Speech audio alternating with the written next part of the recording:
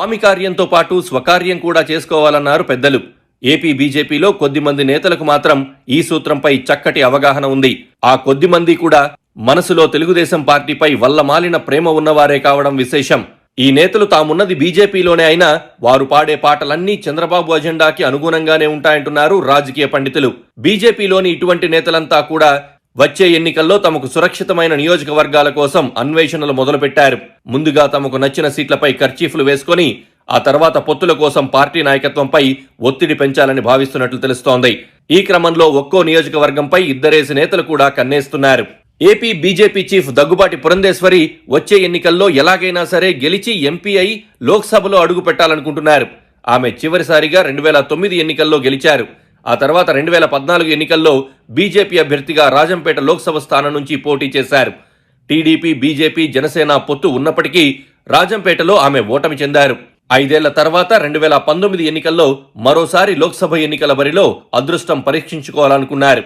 ఆ ఎన్నికల్లో గతంలో తాను ఎంపీగా గెలిచిన విశాఖ లోక్సభ స్థానం నుండి బీజేపీ అభ్యర్థిగా బరిలో దిగారు. ఆ ఎన్నికల్లో బీజేపీ ఒంటరిగా బరిలో దిగింది. పురంధేశ్వరి ఓడిపోయారు. 10 ఏళ్లుగా ఆమె చట్టసభల్లో లేరు. వచ్చే ఎన్నికల్లో కూడా ఓటమి చెందితే రాజకీయంగా అది పురంధేశ్వరికి కోలుకోలేని దెబ్బ. అందుకే ఈసారి గెలిచి తీరాలని చాలా పట్టుదలగా ఉన్నారు. 2 సార్లు తాను గెలిచిన విశాఖ లోక్సభ స్థానం నుంచే వచ్చే ఎన్నికల్లో బరిలోకి దిగాలని ఆమె భావిస్తూ ఉన్నారు. అయితే ఇక్కడే చిన్న సమస్య ఉంది. అదే విశాఖ లోక్సభ స్థానం నుంచి పోటీ చేయాలని బీజేపీ రాజ్యసభ సభ్యుడు జీవీఎల్ నరసింహారావు 2 ఏళ్ల క్రితమే పెద్ద కర్చీఫ్ కొని విశాఖపై వేసి ఉంచారు. అప్పుడే ఆయన విశాఖలో నివాసం ఏర్పాటు చేసుకున్నారు. అక్కడే ఎక్కువ సమయం గడుపుతూ వివిధ కార్యక్రమాల్లో పాల్గొంటూ ఉన్నారు.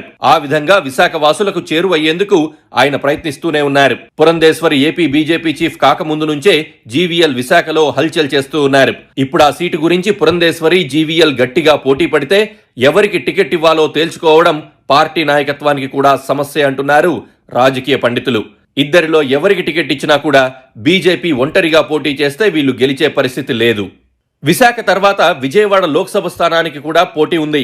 ఈ నియోజకవర్గం నుంచి పోటీ చేసి ఎంపీ అవ్వాలని బీజేపీ నేత సుజనా చౌదరి ఆశలు పెట్టుకున్నారు. టీడీపీలో ఉన్నప్పుడు చంద్రబాబు నాయుడికి అత్యంత సన్నిహితుడైన సుజనా చౌదరి చంద్రబాబు ఆదేశాల మేరకే బీజేపీలో చేరానని అప్పట్లో ప్రచారం జరిగింది.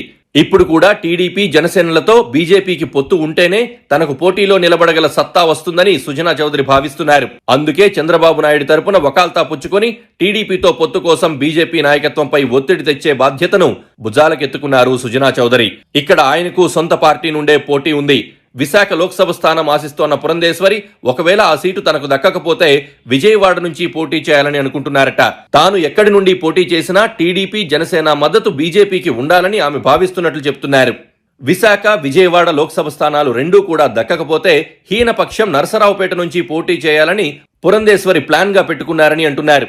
టీడీపీ నుంచి బీజేపీలోకి వెళ్లిన ఎంపీల్లో ఒకరైన సీఎం రమేష్ వచ్చే ఎన్నికల్లో కడప లోక్సభ స్థానం నుండి పోటీ చేయాలని భావిస్తున్నారు. సీఎం రమేష్ కూడా చంద్రబాబుకు అత్యంత నమ్మకస్తుడిగా ముద్రపడిన నేత. కడప జిల్లా జమ్మలమడుగు అసెంబ్లీ నియోజకవర్గం నుండి పోటీ చేయాలని మాజీ మంత్రి ఆదినారాయణ రెడ్డి భావిస్తున్నారు. కేవలం బీజేపీ తరపున పోటీ చేస్తే సరిపోదని టీడీపీ, జనసేన మద్దతు కూడా ఉండాలని ఆదినారాయణ రెడ్డి అభిప్రాయపడుతున్నట్లు ప్రచారం జరుగుతోంది. బీజేపీ జాతీయ కార్యదర్శిగా ఉన్న మరో టీడీపీ అభిమాని సత్యకుమార్ అయితే రాజంపేట లోక్సభ స్థానం నుంచి పోటీ చేసేందుకు ఆసక్తి చూపుతున్నారట. ఈ నేతలంతా కూడా టీడీపీ, జనసేనలతో బీజేపీ పొత్తు పెట్టుకోవాలని వాదిస్తున్న వారే కావడం విశేషం.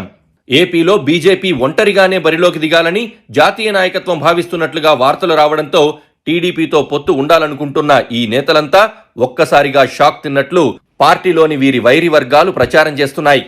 టీడీపీతో పొత్తును గట్టిగా కోరుకుంటోన్న ఏపీ బీజేపీ చీఫ్ పురంధేశ్వరి తాను చట్టసభలో అడుగు పెట్టడం కోసమే పొత్తుపాట పాడుతున్నారని అంటున్నారు.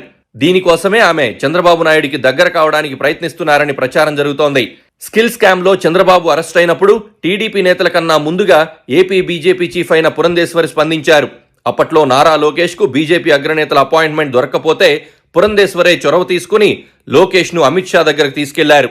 ఇవన్నీ కూడా వచ్చే ఎన్నికల్లో టీడీపీ అధినేత తనకు మద్దతు ఇవ్వడం కోసమేనని పురంధేశ్వరి గురించి తెలిసిన వారు అంటున్నారు. మొత్తానికి ఏపీ బీజేపీలోని ఒక వర్గం నేతలంతా టీడీపీతో పొత్తు కోసం తహతహలాడుతున్నది తాము ఎన్నికల్లో గెలవడం కోసమే అంటున్నారు పరిశీలకులు.